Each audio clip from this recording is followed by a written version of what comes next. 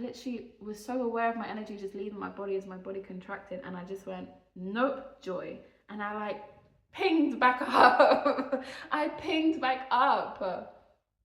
I pinged back up.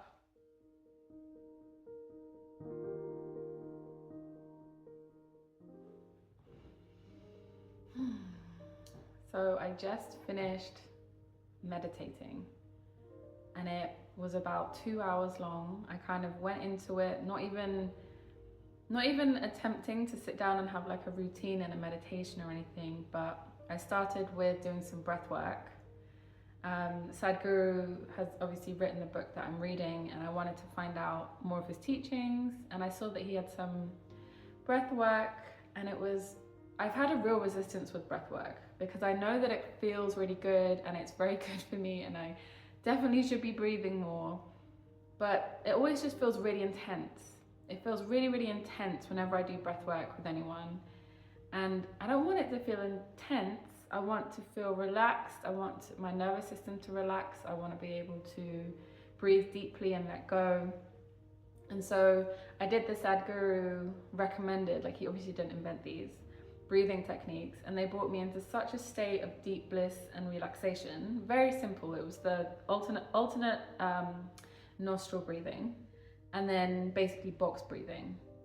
And yeah, it was breathe in for 4, hold for 7, breathe out for 8, and then I added hold out for another 8. So I was doing 4, 7, 8, 8. And I just entered into this deep sense of bliss, and I just felt so much lightness and joy, and I felt myself relaxing, and then I just naturally flowed into a routine where I did some chakra toning. It's where you kind of tone sounds at the different chakras. I learned that when I was in Guatemala, studying with Thomas in the Sounds of Light training, sound healing training, and I'll put a link to Sounds of Light website down below.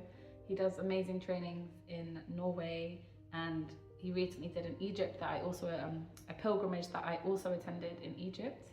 So I'll put the links to that down below. He does also a Mary Magdalene pilgrimage through France. And he was the one that introduced me to the chakra toning practice. And I also did, after that, some EFT tapping, which I learned. I sound like such a knob. I learned in Guatemala, but I was in Guatemala. I had money at the time, so I spent it on learning these beautiful practices and going to these beautiful places. So I learned about EFT, emotional freedom tapping, at the Black Lotus Meditation Center, which I have already mentioned in some of my previous videos. And again, I'll put their link down below. Check out their website. They're amazing people as well, Herb and Allah. So I went into some emotional freedom tapping along with the affirmations. I am infinite. I am infinitely responsible. And the book that I'm reading by Sadhguru, Inner Engineering, I just read all about the chapter where he talks about responsibility being your ability to respond. And he says that you have limited abilities to act, to do things, but you have an infinite ability and possibility in which to respond. Every time something comes up in your life, you choose how to respond to it. And you can either respond to things from an unconscious place or a conscious place. Unconscious being if someone says something that irritates you and then you respond with a sharp quip. That is an immediate unconscious reaction to a trigger or something that someone else has said. Whereas a conscious reaction or ability to respond or response would be if you were to take a moment and breathe and not respond in such a harsh manner. We all have this ability to be able to respond with kindness, with love, with joy, with high vibrations. And then he was just saying it makes you just a much more pleasurable person to be around. And this has been a lot of my inner work, has been on not reacting so much to triggers, on being able to have conscious conversations with people, have authentic relations with people. Authentic relating being one of the videos also on my channel that I talk about, because it's just so important when it comes to communication and being in relationships with other people. But I digress. So that was my affirmations. I did the emotional freedom tapping with these affirmations. Then I just seamlessly flowed into singing mantras. I sang the Green Tara mantra, which I'll put a link to up here and down below, because I created my own melody with my dear friend Ananda. The video was just me singing, but I did come up with this in circle with Ananda. Hi, if you're watching this. And also we created a melody for Om Mani Padme Hum. I am the jewel in the lotus. So I sung those two back to back 10 times each. And I was just feeling just so silky. I just felt so silky. That's the only way I can really describe it. Yeah, I just felt and feel so peaceful. Like this joyful experiment could have seen me just float off into into the wilderness, like holding this frequency just for 3 or 4 days. It really is enough to send you floating sky high. But I see the beauty in the timing of this challenge, of this opportunity in my life. Like all of the healing work that I've been doing, all of the shadow work, all of the releasing, all of the grounding, all of the connecting with myself, all of the talking to my inner child, making sure I feel safe in my body, listening to my intuition, listening to my body, taking care of my body, remaining grounded in my spirituality. And obviously we all have this journey where we open up spiritually and everything's amazing and everything, you're floating around in the top chakras, and then you have your dark night of the soul, and then you go back in, and then you go and it's just this like yo-yoing that is so exhausting. But I see it as, when you're up there, it's a frequency which at the beginning of your journey, especially the beginning of my journey, my body was not able to hold this frequency. My body was not ready, my body was not built. I had not prepared my vessel or my vehicle to be able to hold such a frequency of joy. I had been in the mud. I had been like the lotus. My roots had been growing into and in the mud. And it takes some time for that lotus to peek up out of the mud and flower. And I feel like this has been my journey. I am at the beginning of my flowering with my depth of roots deep in the mud. And so I can hold both. I can hold all, I can hold more. I will do a video on my experience in Egypt, because I feel like I'm just about ready to share what I experienced with you guys.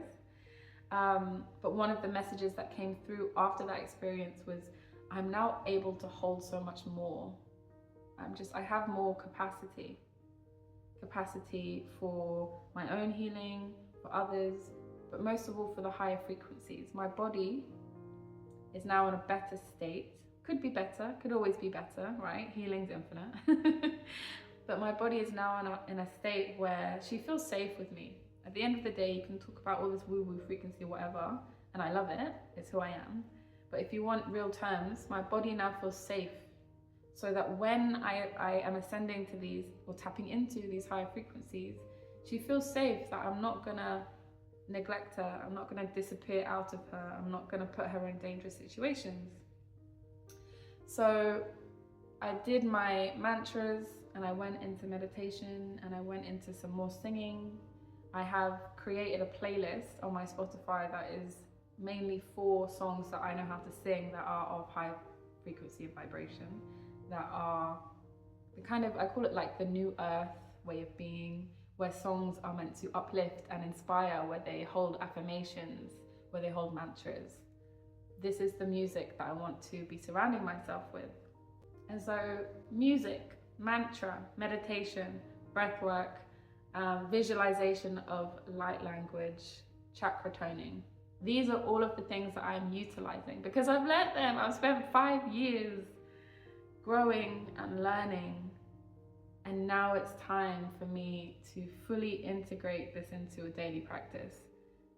The daily practice thing has been something that for me has been so out of reach, because every time I reach a high frequency, my body crashes because I haven't been able to hold that frequency. And this is now, I'm talking to you on day 4. Day 4 of only, like, just deep that, please, please, please just deep that. How many times a day is your mood disrupted by your external life? Or even by your mind? How many times a day are you walking around feeling fine or happy or whatever, and then a thought pops up that's negative? Or you bump into someone and they say something that brings you down, or whatever. Like, you get frustrated because you missed your bus, or you put the red shirt in with the white shirt and now everything's pink and you're vexed. Like, how many times a day do you notice yourself getting disturbed? And now imagine not being disturbed for 4 days. Not because I haven't been disturbed, but because I haven't allowed myself to be disturbed. And this is the point of this challenge. This is the point of this challenge. If I was not actively pulling myself into joy, if I was not actively, and sometimes it does take a lot of energy, but if I was not pulling myself up, and sometimes it really does feel like a pull. It's like I witness my body begin to collapse as something happens. Like yesterday, I got a text from my dad telling me that it was time to sign up to my speed awareness course because I got caught going 5 miles over the speed limit at like 10 p.m. on an empty highway. So now I have to go online and do a speed awareness course. The course costs £100. The ways in which this society is like draining us bit by bit, £100 for going 5 miles over. Anyway, you see what I mean? Like, you see how easily it is to become disturbed. But the way that my chest and my mind tried to go into contraction, my whole body tried to twist and go down. My mind wanted to go into this story of lack, of annoyance, of not being able to afford it, of it not being fair. And as I felt my energy, I literally was so aware of my energy just leaving my body as my body contracted, and I just went, nope, joy. And I like pinged back up. I pinged back up.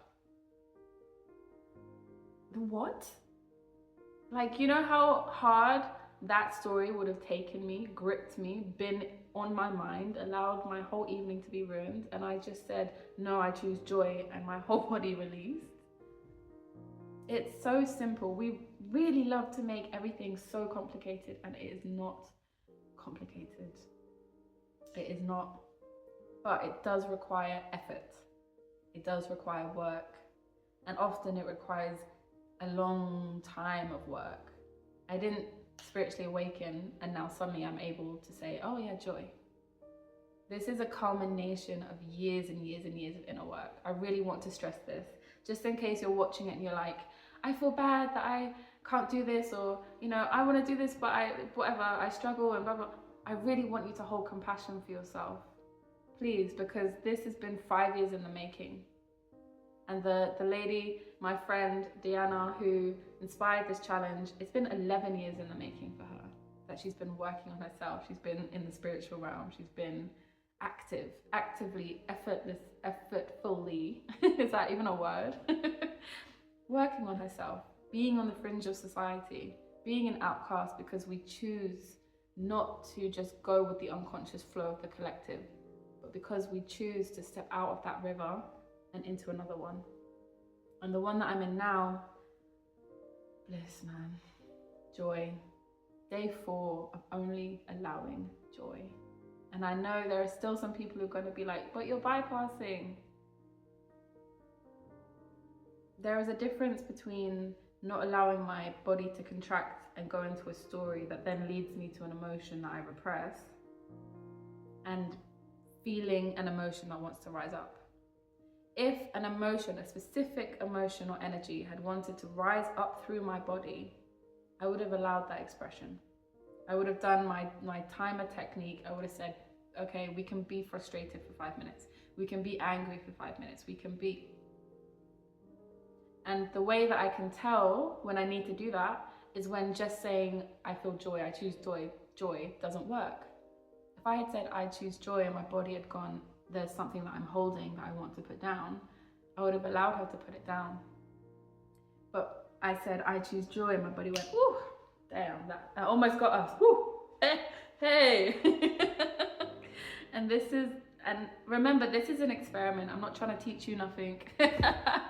I'm not trying to be like Sadhguru. You know? I'm not trying to say that this is the way that is going to be for everyone. This might be my very unique way of experiencing my reality. I'm just documenting this really for the fun of it. Really because I want to watch them all back when I get to day 30 and just see how the light has shone in my life. See the changes that I've made, see the quantum shift, have proof of the quantum shift. And look at the sun coming out behind me and shining on the plants. But yeah, this is my day 4 update, and it feels just so beautiful. I feel so beautiful and blessed and held. I feel capable. I feel clear. I feel like the fog that I was in the UK, which was just so dark and so heavy, really can't touch me right now. And yes, do I worry about the fact that I'm going back in a week? Yes, I feel a clench in my solar plexus, because that's going to be a real test of faith and resilience. But all I have is now. All I have is this now moment. All I have is me sitting in a beautiful flat next to a beautiful cat with the sun shining in a random town in Germany, feeling good and celebrating the fact that I feel good. So I'm going to leave it there for now. I do have one little announcement. If you don't know, I have a Substack, a Substack blog called Life in the Void, and I have been writing and releasing blog posts now like 2-3 times a week since about October, and I really encourage you to go check out that blog, see if my style of writing speaks to you, resonates with you. I love to reach people through different mediums, so I will put the link to my Substack down below along with my other socials, and that's my only shameless plug for now. I will see you in day 5 of 30 Days of Joy, Joyful Living. Mwah.